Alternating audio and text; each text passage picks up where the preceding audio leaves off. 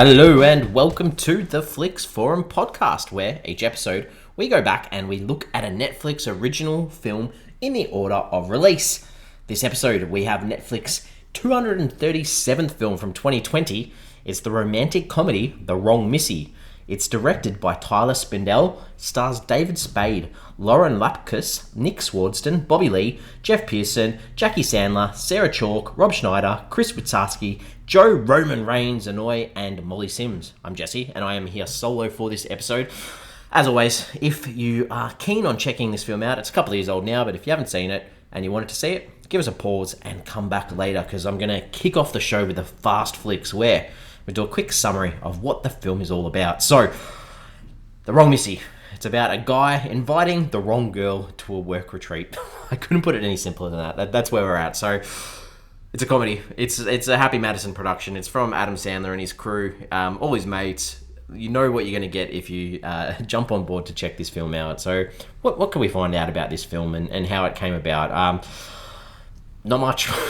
It seems like it was sort of put together, 2019 announced. They filmed it in 2019, and then it was put on Netflix on the 13th of May 2020, with Netflix saying in July of 2020 that the film had been watched by 59 million households over its first 4 weeks of release, being one of the most ever watched of their original films, which is quite interesting, I guess. There was a bit of talk about, will there be a sequel? That's sort of been dispelled recently. What else? This was filmed in and around Hawaii, so beautiful locations throughout. It was nominated for quite a few awards, some good ones and some not so good ones. The People's Choice Award, it was nominated for Favourite Comedy Movie and Favourite Comedy Star for David Spade, but also copped 3 Razzie nominations, so the Raspberry Awards for the Worst Actor for Spade, the Worst Actress for Lauren Lapkus, and the Worst Screen Combo for the two of them as well. This film had a tagline. The tagline was, "There's no untexting her now." Obviously relates to the idea that David Spade's character, Tim, texts the wrong girl, and that's how we get this film. Across the world, in Japan, it's called My Missy. In Lithuania, it's called Not That Miss. And in Vietnam, it's called Missy Mistaken Love. I don't mind that title. That's a nice one from Vietnam. Alright, how's this one been received across the world?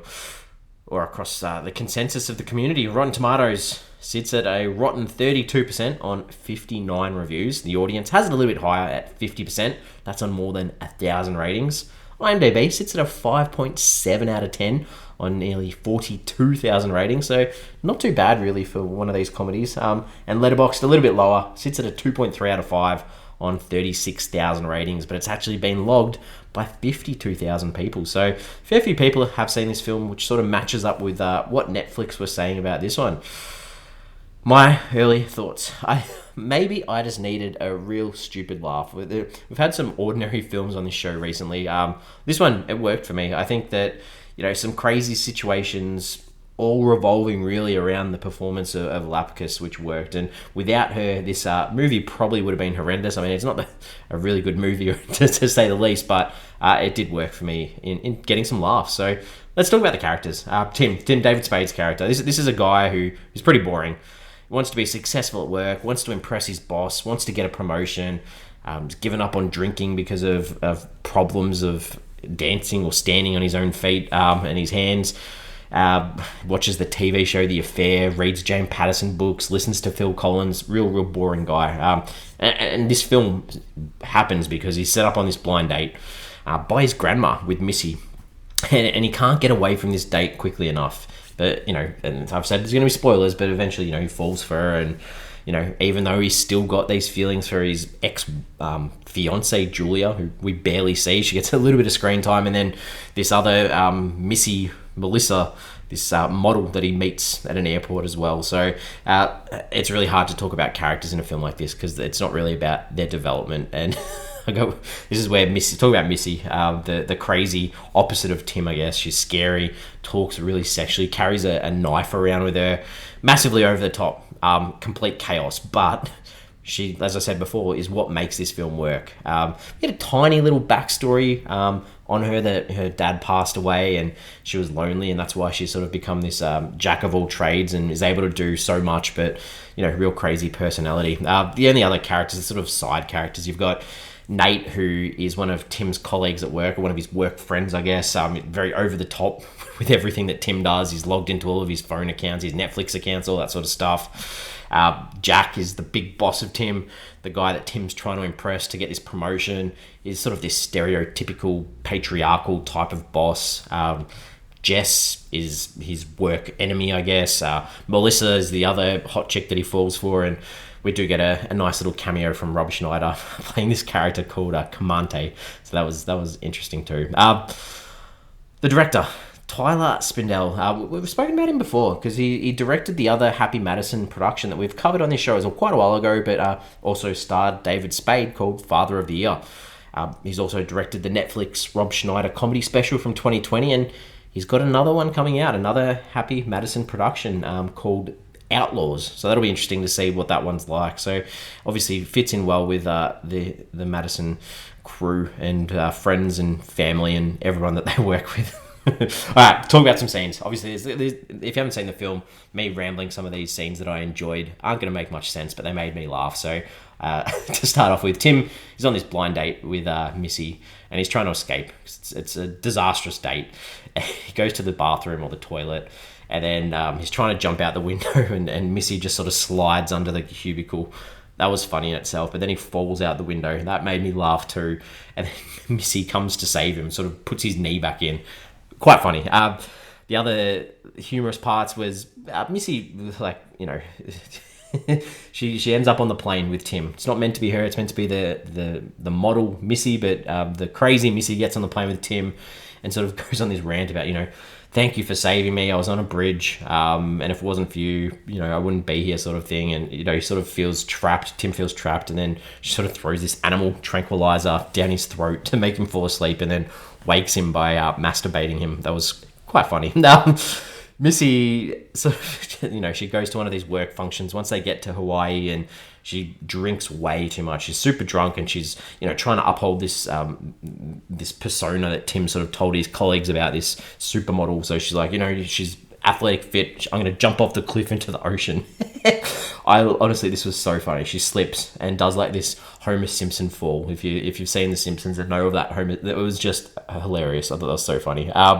When Rob Schneider gets on the screen, very funny too. He's the skipper of this boat, and he's like missing fingers from this shark. And there's this scene where Missy's trying to get the sharks out there, so she ends up vomiting into the cage.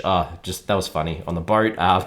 Missy trying to help Jack, Tim's boss. She's in the pool with him, and that scene didn't necessarily work. But when he gets out of the pool and he slips and he falls over and snaps his neck, and she's got to put it back in place. That made me laugh too.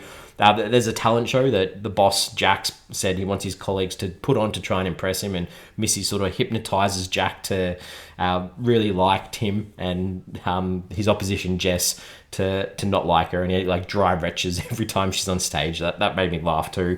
And finally, you know, another physical humor moment. Tim eventually meets up with the hot Melissa that he had the dreams about, and he falls off a balcony then, and that was funny too. Just a lot of physical humor that worked for me in this one, which doesn't always happen. Things I didn't like. Tim in bed, wondering if he should text Melissa. This is at the start of the film.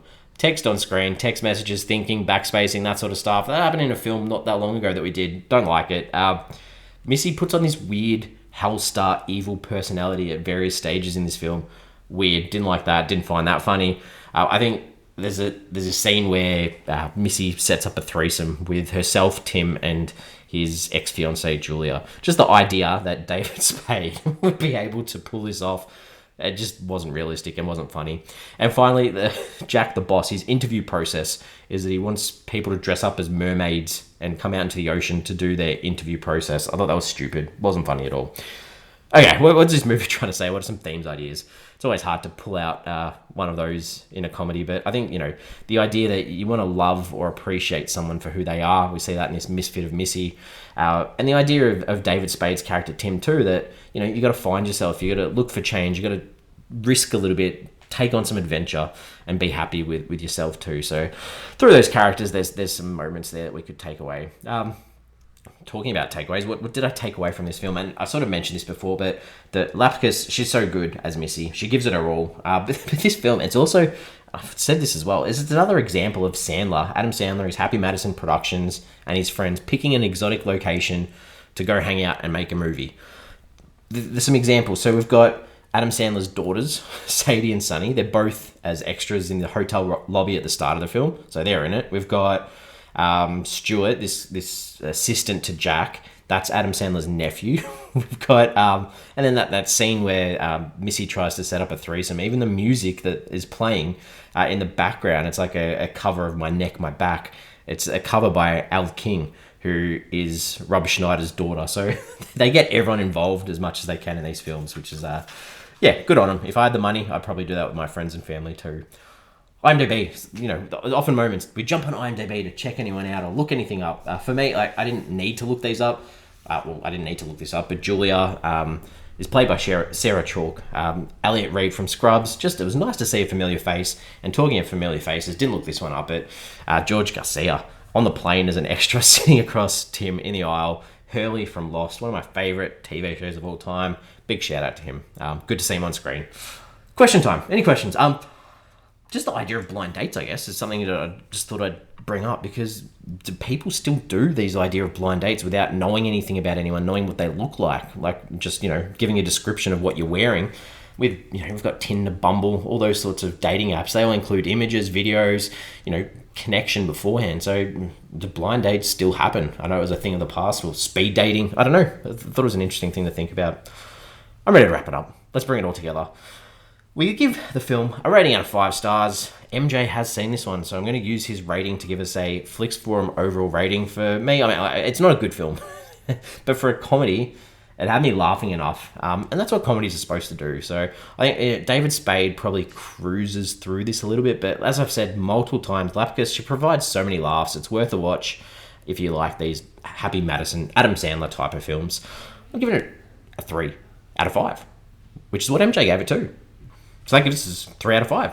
Excellent. We're on socials, Twitter, Facebook, Instagram. Give us a follow if you can. Question I want to put out there this week. Have you ever texted the wrong person or texted the wrong person? We say that happened. I haven't, that I can think off the top of my head, but I'm sure there's some funny situations of it happening. Let us know. We're back next week. Next week, we've got the 2020 rom-com, The Lovebirds, directed by Michael Showalter. It stars Kamali Nanjiani, Issa Rae, Paul Sparks, Anna Camp, and Kyle Bornheimer. Check that one out. I'll be talking about that next week, so if you don't want it spoiled, give it a watch. Thanks as always. See you next week.